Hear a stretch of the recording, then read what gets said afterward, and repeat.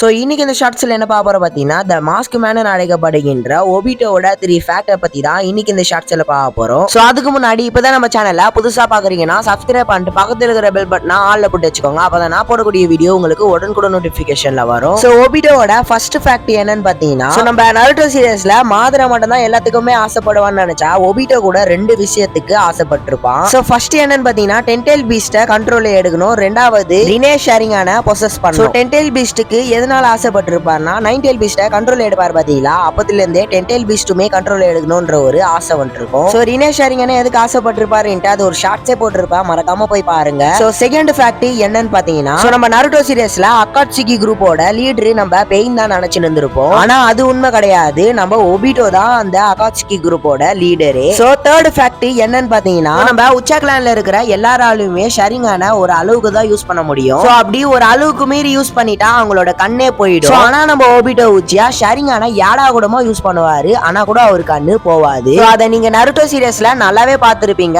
So இந்த shorts உங்களுக்கு பிடிச்சிருந்தா மறக்காம லைக் பண்ணுங்க. பை.